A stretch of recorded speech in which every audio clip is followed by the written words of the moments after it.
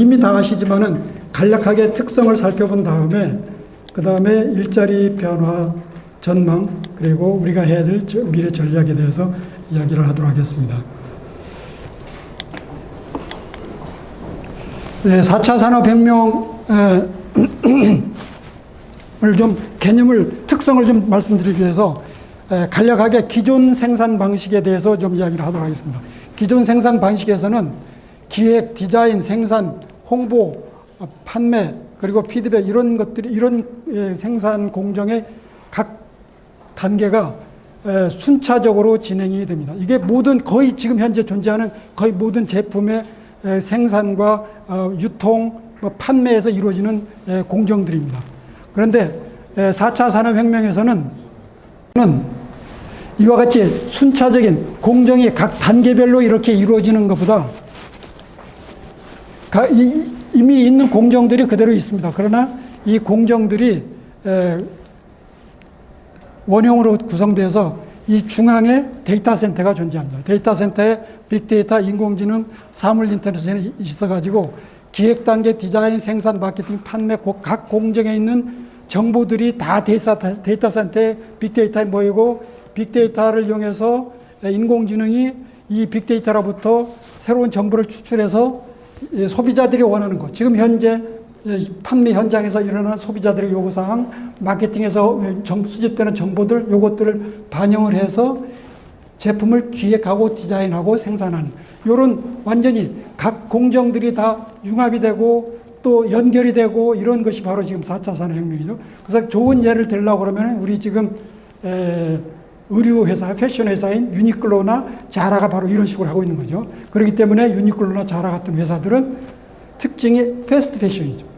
한 달 후에 지금 판매할 제품을 지금 기획해서 디자인하는 거니까. 근데 이런 기존의 이 옷들은 1년 전에 예상해가지고 하지 않습니까? 그러니까 이제 게임이 안 되는 거죠. 바로 이것이 4차 산업혁명의 이제 핵심인데, 요거의 특징은 여기 있는 그림과 같이 데이터를 중심으로 해서 생산 공정을 재구성했다. 그리고 또 몇 개의 특징을 얘기하면은 서로 다 연결되어 있다. 그리고 제조 공정과 데이터가 융합이 되어 있다. 데이터가 이동하는 것에 따라서 제품이 움직이고 제품이 움직이면서 또 데이터가 움직인다. 생산 분야 간에 융합이 되어 있다. 그러니까 그전에는 기획하고 디자인하고 생산하고 판매, 홍보, 마케팅 이것이 순차적이었는데 지금은 다 각 공정들이 다 동시에 정보를 주고받으면서 이루어진다. 또 소비자의 요구사항을 제조에 직접 연결이 된다. 정보를 공유하게 되기 때문에 당연히 이런 일이 가능하죠. 그래서 이런 데이터 센터에서 인공지능이 소비자 요구를 거의 리얼타임으로 파악하기 때문에 제조업에서 제조 현장에서 얻어지는 정보 가지고 소비자들이 정말 요구하는 새로운 서비스를 창출할 수 있는 기회가 생긴다. 그래서 특히 우리나라 같은 경우는 제조업이 강한데 중국 제품하고 차별화하기 위해서는 이 관점에 좀 주의할 필요가 있다고 봅니다. 제조에서 서비스 부가 기능을 붙이는 그런 전략. 그리고 이것들이 가능하게 하는 것들이 빅데이터, 인공지능, 사물 인터넷, 클라우드 컴퓨팅에 의해서 이것이 플랫폼으로 움직이기 때문에 그렇고, 이 플랫폼은 소프트웨어죠. 그러니까 이걸 움직이는 건 소프트웨어죠. 그래서 조금 전에 봤던 그런 각 공정들이 데이터 센터를 중심으로 해서 움직이는 것, 이것이 중앙에 플랫폼이 있고 이 플랫폼을 움직이는 거는 결국은 인공지능인 거죠. 자, 이와 같이 간단히 리뷰를 한 다음에 일자리에 대해서 이야기를 하도록 하겠습니다. 이와 같이 이제 상황이 이제 변하고 있는데 일자리는 어떻게 변할 것인가? 일부에 대해서는 없어질 것도 있고 이제 생길 것도 있겠죠. 근데 뭐 개개 일자리를 얘기하면서 이것이 없어질까요, 생길까요? 그렇게 얘기하는 것보다도 저는 없어질 거는 대체로 저는 제 전공이 프로그래밍입니다.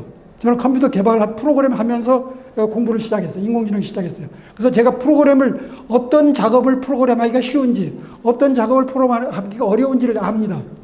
프로그램 쉬운 거는 뭐냐면은 단순한 거, 복잡한 거, 규칙이 정해져 있는 거, 그거는 아무리 많은 규칙이 존재해도 프로그램 할 수 있습니다. 그런 일을 하시는 분들은 인공지능이 대체하기가 쉽습니다.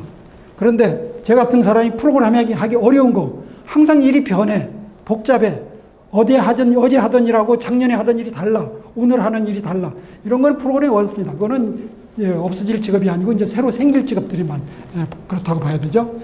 그래서 1차, 2차, 3차 산업혁명에서는 일자리가 계속 늘었어요. 그런데 4차 산업혁명에서는 조금 전에 얘기했습니다. 이 시스템 움직이는 플랫폼이 이 소프트웨어이기 때문에 의견이 두 가지가 있습니다. 일자리가 변할 거냐, 개수가 변할 거냐, 감소할 거냐. 예를 들어서 이럴 수도 있습니다. 견해가 일자리가 변한다고, 불변이라고 말하는 분들은 좋습니다. 그러면은 현재처럼 적응해내가면 된다고 생각합니다. 그래서 미래학 하는 사람들은 그다지 크게 중점을 둬서 설명할 필요가 없어요. 그러나 일자리가 감소한다 그러면 우리한테 큰 영향이 오기 때문에 그거에 대해서 집중적으로 이야기를 해야 되겠죠. 그래서 저는 일자리 감소한다는 전제하에 이야기를 하도록 하겠습니다. 일자리 감소하는 사회가 되면은 당연히 저는 개인적으로 소프트웨어가 이 일자리를 대체하기 때문에 노동 대체율이 높다고 봅니다. 그래서 일자리 감소할 가능성이 많죠. 그럼 부양 인구가 늘어나는 것이죠. 실업자들을 정부에서 부양해야 되기 때문에 경제활동 인구가 감소하죠. 그러면 세금 낼 사람은 줄어들죠. 그래서 소비는 감소하고 세금은 줄어들죠. 세금은 더 많이 필요하게 되는데 세금 낼 사람은 줄어들죠. 부의 집중이 일어나죠. 결국은 우리 삶은 이제 로봇하고 같이 사는 공존사회로 가야 되겠죠. 그래서 로봇 윤리라든지 로봇법, 그리고 로봇도 등록하고 로봇도 자연인이나 법인처럼 로봇 법인이 이제 생기겠죠. 그래서 저는 미래에는 이와 같이 궁극적으로는 실업률이 증가하는 추세로 갈 것 같다. 이유는 소프트웨어가 일자리를 대신하기 때문에. 과거에는 1차, 2차, 3차 산업혁명에서는 기술이 발전하고 자동화가 되더라도 일자리 대체가 적었습니다. 그 이유는 뭐냐면은 하드웨어가 일자리를 대체하기 때문에 하드웨어를 개발하는 데는 일자리가 필요한데 하드웨어를 다시 복사해서 계속 만드는 그 작업에도 일자리가 많이 필요했어요. 근데 이제는 소프트웨어이기 때문에 소프트웨어는 개발하면은 그 다음에 계속 복사하는 거는 일자리가 필요하지 않습니다. 그렇기 때문에 노동 대체율이 높다고 봐요. 이렇게 실업률이 늘어나면은 취업자는 줄어들겠죠. 그러면 동시에 또 늘어나는 것이 조세 부담이죠. 취업자들이 내는 세금 부담은 계속 커지겠죠. 그래서 언젠가는 이 견디기 어려운 상태가 이르지 않을까 생각이 듭니다. 실업자는 늘어나서 계속 돈은 더 필요해, 세금은 더 많이 걷어, 세금 내는 사람 줄어들어. 그렇게 되면은 결국 이제 언젠가는 어느 점일지 모르지만은 이제 견디기 어려운 상태가 되겠죠. 그래서 저는 미래 사회는 두 가지 중에 하나 방향으로 가지 않을까 생각이 듭니다. 첫 번째는 갈등 사회입니다. 현재처럼 그냥 가는 겁니다. 실업자 증가하고 양극화하고 갈등 증폭하고 그래서 실업자 정치화돼서 사회가 혁명 상태로 가는 그런 사회. 이게 하나가 있고요.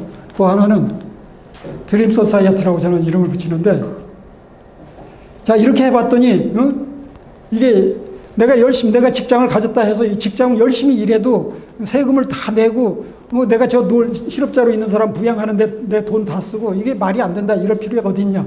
나 그럼 일 조금 하고서 일 조금 하고 잡 쉐어링으로 들어가는 게 좋겠다.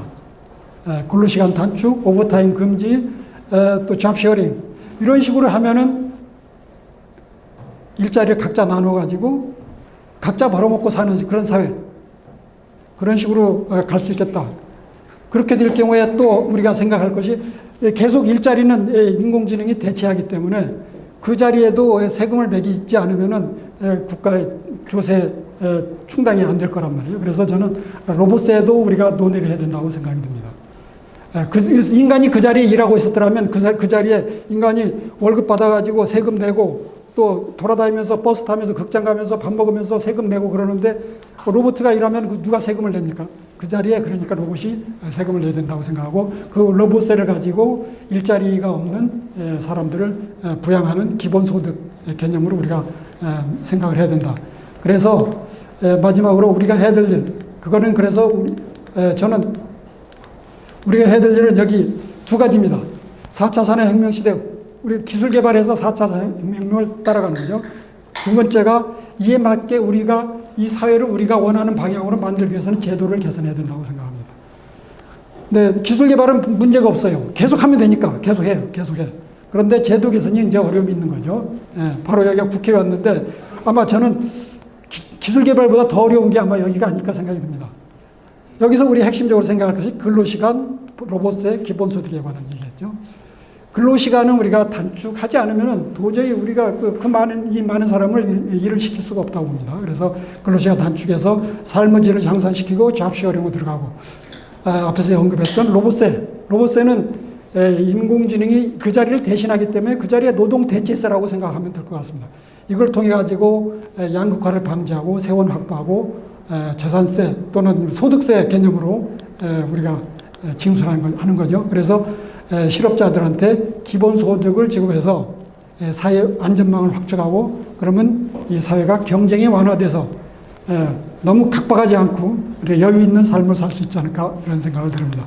이게 가능하다면은 우리가 제도를 개선할 수 있다고 생각하면은 노동과 생계가 분리되는, 지금은 노동을 안 하게 되면 생계가 어려워져요. 그러니까 절박합니다. 그런데 기본소득이 보장되면은, 또 기본소득은 로봇가 세금을 내주면은 여유 있는 삶을 살 수 있고, 경쟁이 약화되고 여가 생활할 수 있고, 여가 생활에서 또 새로운 일자리가 나올 수 있어요. 그래서 일은 로봇이 하고 인간은 그거를 향유하는 그런 사회, 그것이 바로 이제 우리가 잘하면은 유토피아로 갈 수 있는 기회가 되지 않느냐. 그래서 저는 지금 우리 많이 상실되어 있는 인본주의, 인간 중심의 사회를 다시 회복할 수 있는 기회가 될 수 있다, 이런 생각을 해봅니다. 여러분 감사합니다.